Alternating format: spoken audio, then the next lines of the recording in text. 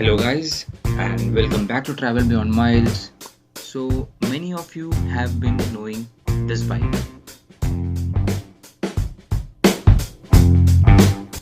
and you must be knowing that it's a good bike and you will be happy. But, but after seeing the company who made this bike, uh, you will be sad like, oh no, no, no, no. Bajaj can't make a good bike. This bike will be having lots of problems.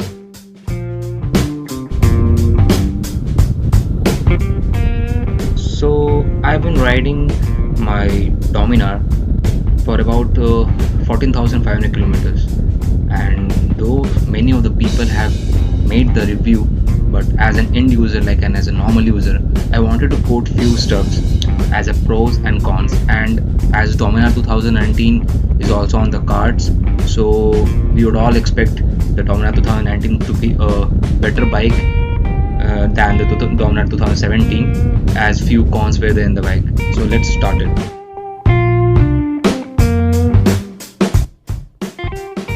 So first thing is the price.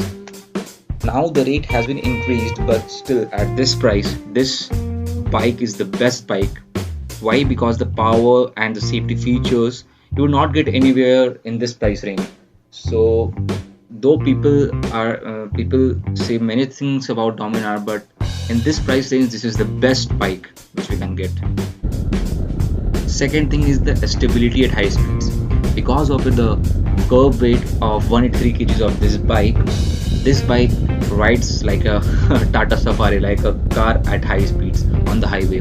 Like 100 to 120, you won't feel like you're driving a bike. It will be so stable. So the stability is very good of this bike. And the third thing is the headlights. Headlights are really dope. They are really eye-catching also, and being a bike, the throw of the lights from the headlights are really good. So the lights are really good, and it looks good too. And the fourth thing is about the safety. It has dual channel ABS system which works well. So having a dual channel ABS in a bike is really good, and it offers a decent braking, and because of the ABS, this bike is very safe.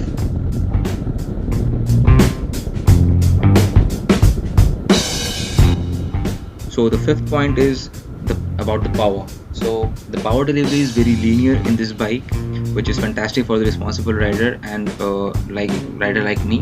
Like it's depend upon the personal choice. Many of the people will be liking the power delivery to be very fast, like the KTM Duke 390. But in this bike, the power delivery is linear, which is a good for a highway cruising or anything like that.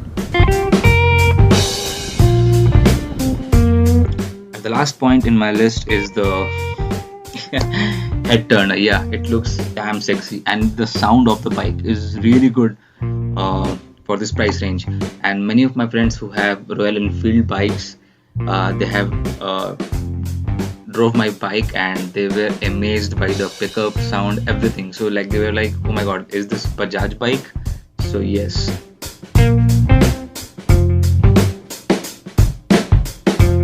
Now the first and the most common cons of this bike is the vibration, as all the people will be knowing about the vibration issue in this bike. Though they have installed the vibration kit, but still at the range of 4500 rpm to 5000 rpm it vibrates.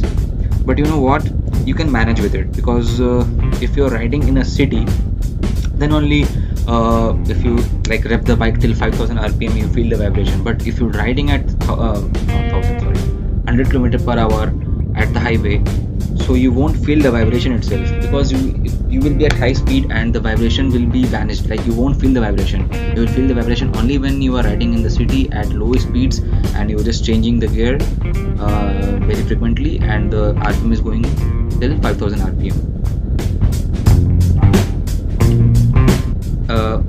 The second thing is the gear ratio. Gear ratio is not big. What I mean is the when I am in the second gear, so when I increase the speed, I suddenly have to take the third gear. So the gear ratio between the second and third gear especially is very less. So in city, when you are driving, it will be a cumbersome task to take gears very now and then, but the gear ratio between fifth and sixth gear is very big and very good.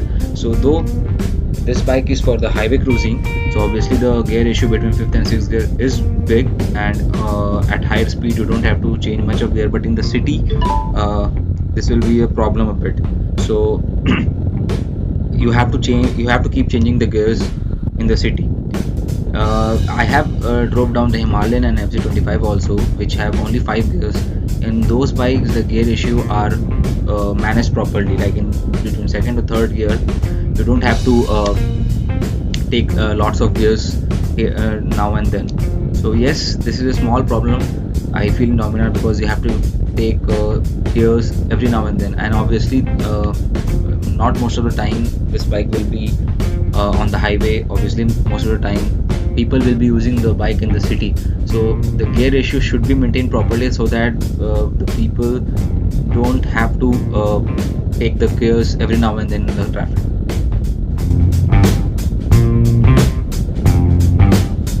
Now the third point is the mileage. Yes, weight is more, so mileage is less in this bike, and we don't have to expect much mileage from the higher end cc bikes, but this bike is of 400cc, and in city we get around 22, 23, 24, 25 kilometers per liter in the city, depending upon the riding style, and on the highway it's around 27, 28. But what my point is, the bikes of 600 and 800cc category also gets you the same kind of mileage.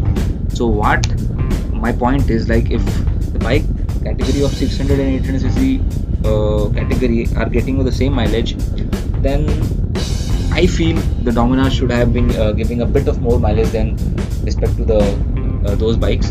So if in the city, if it gives around 26, 27, and on the highway it gives you 30, then it's a best bike. But still we have to manage. Now other problems which I will say are small, which are commonly faced between the Dominar owners. First thing is the key lock. The key lock, in which we put the key, it gets loosened up every now and then. I don't know what quality of nut Bajaj have been using. Every 304 kilometers, my that key lock nut is getting loosened up. Second thing is the coolant. Many of the Dominar owners have faced the coolant issue. Third thing is the cone set. Now cone set is like the handle, like on which the handle is set up. That part is called as cone set. Correct me if I am wrong. So cone set problem is also very basic in Dominar owners people. And the last is the chain sprocket.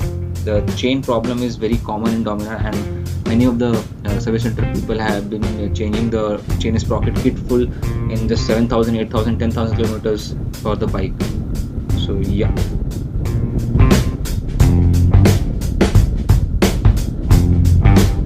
So what can you expect from the Dominar 2019 model?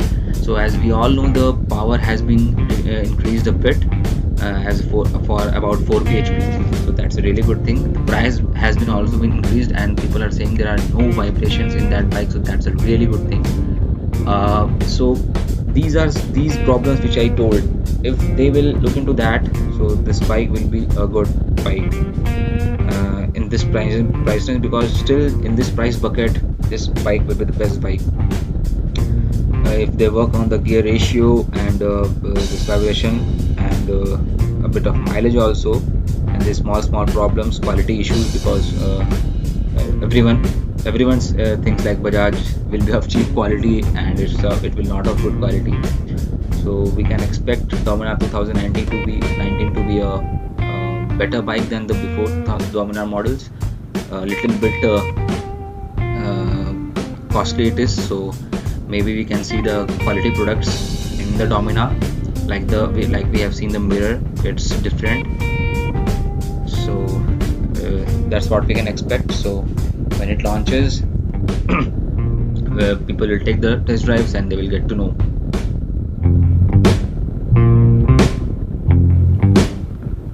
I personally like Himalayan, but at the time when I was buying Dominar, it was 1.76 lakhs on the road for Dominar, and for Himalayan it was 2 lakhs, 2 lakh 5,000. So because of budget issue, I didn't go for Himalayan, and second issue was the ABS. I knew the importance of ABS in the bike, so I opted for Dominar because it was value for money. But as we all know, Ari has launched Interceptor 650 and Continental GT 650 at a very competitive price. Now, till now, Royal Enfield have been launching their bikes at a ridiculous pricing. Like their bikes may be good, bad, or whatever. I don't want to quote on anything on that. But whatever quality and specs of the bike was for their models, the pricing was not at all like just justified. Like RE350 on road 1.76 or 1.75, that's creepy bullshit. Like that bike doesn't deserve to be priced at that much. But RE Interceptor 650 launched at 3 lakhs on road in Bangalore. That's like a competitive pricing. Bike's review is very good. People are liking that bike. So if Royal Enfield launches Himalayan 650 or bigger Himalayan model on the same engine, and if they put the pricing around 3.5 lakhs on road, I'll be booking that bike on the first day. So thanks. This was my just a view, not kind of review, because I'm not a reviewer about the Dominar. So please subscribe to my channel.